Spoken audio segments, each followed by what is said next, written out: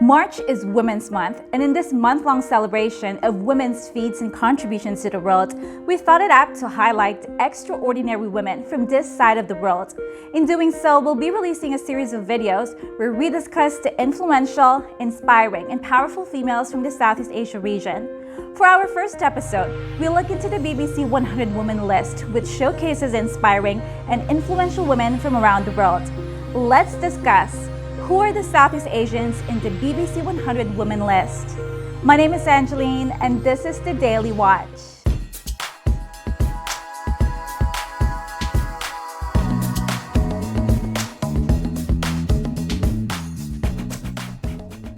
The BBC 100 Women lists the inspiring and influential women from around the world. They looked at candidates who made the headlines or influenced important stories over the past year, as well as those who have inspiring stories to tell, achieved something significant, or influenced their societies in ways that wouldn't necessarily make the news. We've listed the Southeast Asian women who have been included in the BBC 100 Women 2020 and 2019 lists. Southeast Asians in BBC 100 Women 2020. The 2020 list in particular highlights those who are leading change and making a difference during these turbulent times. The theme of the list is Women Who Led Change. Cinda Serenia Bishop, Thailand. Cinda Serenia Bishop is a model, actress, and TV host who also campaigns on ending violence against women. In 2020, she was appointed UN Women Regional Goodwill Ambassador for Asia and the Pacific, promoting gender equality through education, communities, and governments. She founded the hashtag Don't Tell Me How to Dress movement in 2018 after authorities in Thailand told women not to look sexy if they wanted to avoid being sexually assaulted at Thai New Year festivals. She's also the knowledge director of Dragonfly 360, a regional platform that campaigns for gender equality in Asia, and is writing a series of children's books on safety, rights, and respectful relationships. The world has changed a lot in 2020. With change comes the opportunity for progress. Everyone should be allowed to live with equal dignity and freedom. We must continue to inspire the next generation of young women and men. Salsabila Kairunisa, Indonesia.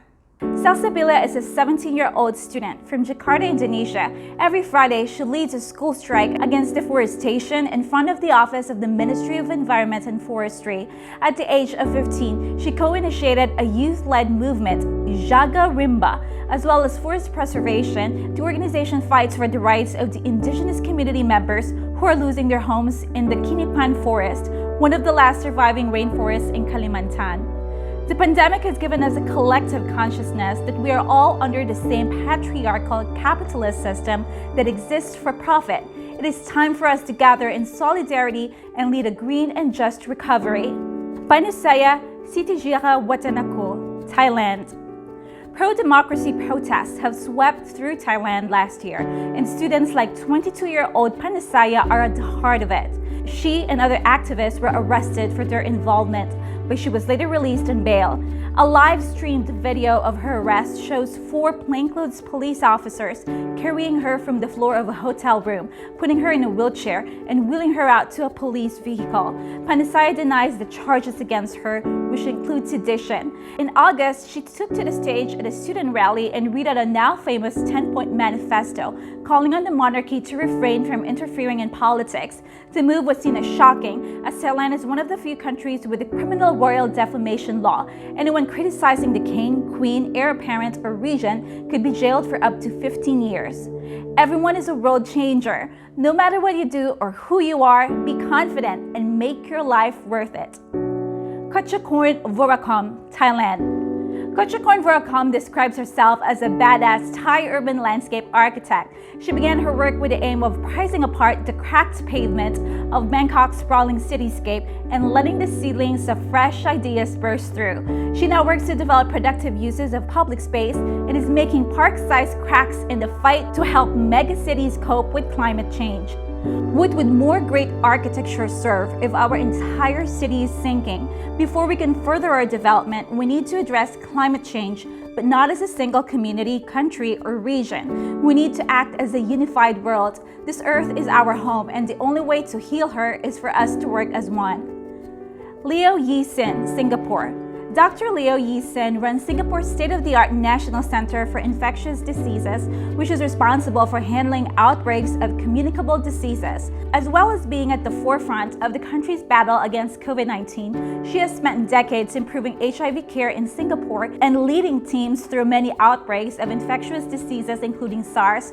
She balances her work commitments with her role as a mother of 3 children. COVID-19 has changed everyone's life. However, it has not changed the prominence of female leadership.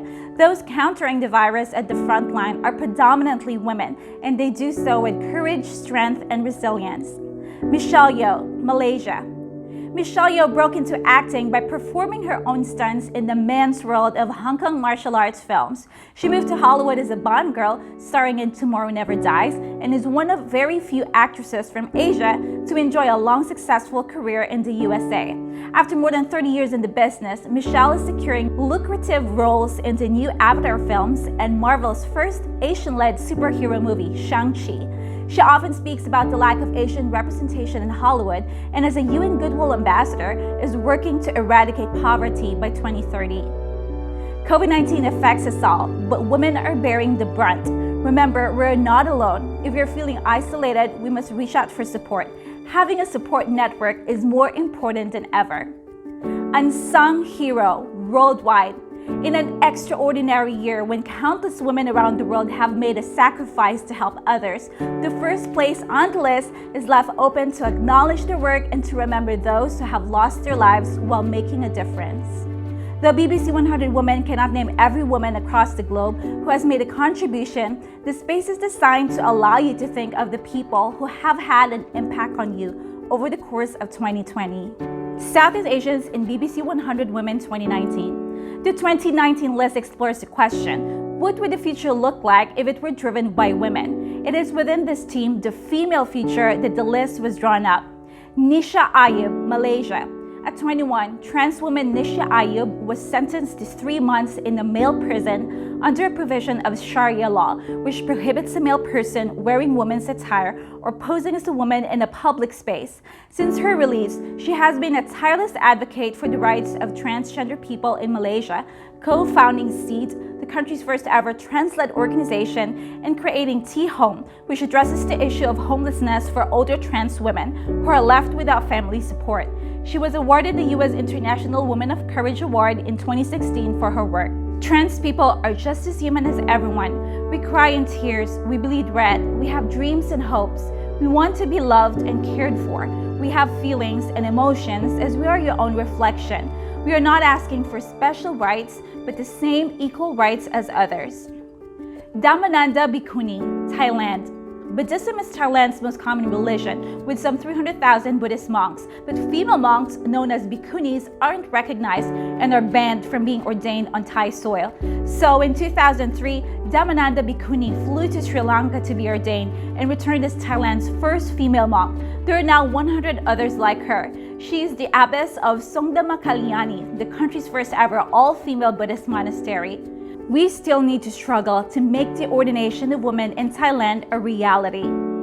Sister Gerard Fernandez, Singapore. Sister Gerard is a Roman Catholic nun in Singapore who worked for 3 decades as a death row counselor. Now 81, she has walked with 18 inmates before their deaths, describing her calling as helping people who are broken. A female future like any other would be one filled with kindness, dignity, and equality, a world without discrimination or hate, one that's driven by compassion. Trang Nguyen, Vietnam. Trang Nguyen grew up in Vietnam, confronted from a young age with monkeys chained up for sale on the streets and bears held to extract bile for traditional medicine. So she obtained a PhD in biodiversity management and set up Wild Act, a non-profit organization which helps authorities monitor illegal wildlife trade markets. In 2018, it launched the country's first ever master's course in combating illegal wildlife trade to help train the next generation of conservationists. People need to put aside their prejudices and work together to gain a better understanding of the issues of conservation and create solutions for the problems that will be effective and long-lasting. For the future of nature conservation, it is important that women's voices are heard and their actions are recognized. Van Thi Nguyen, Vietnam. Van is co-founder of the Will to Live Center, which provides training for disabled people in Vietnam's capital, Hanoi. She was born with spinal muscular atrophy. Her aim is to create an equal working environment for all. She also runs social enterprise Immigator, which employs 80 people, half of whom have a disability. I wish the environment in Vietnam enabled people with talent and devotion to develop, instead of people feeling like they need to move abroad to use their skills. Sweetenia Puspa Lestari, Indonesia. Sweetenia founded the Diverse Clean Action Foundation to clear marine debris in Indonesia. They now have 1,500 volunteers working across the island nation in Southeast Asia. She also initiated the hashtag No Straw Movement campaign in the country, which saw the reduction of single-use plastic straws in more than 700 restaurants. Youth are the agents of change and create change faster, while women are the agents in each household who will make eco-friendly decisions for future generations. Maria Ressa, Philippines. Maria Ressa is an award-winning journalist from the Philippines who set up website Rappler to expose fake news. She has received rape and death threats online for being an outspoken critic of President Duterte's violent war on drugs and has been arrested twice in 2019 accused of cyber libel. Ms. Ressa is being represented by human rights lawyer Amal Clooney. For the next generation, the battle is going to be the battle for truth. What's happening to us in the Philippines isn't unique. We're just the canary in the coal mine. You have to shine the light, you have to speak, you have to say what is happening. We are extremely proud of these women who represent the resilience and strength of the Southeast Asian women. We hope that this list inspires all of you to be the change you want to see in the world in your own little way. That's it for today. If you liked today's video or learned anything new, press the like button, subscribe, and ring the bell to get the latest content from the Daily Watch. See you next time.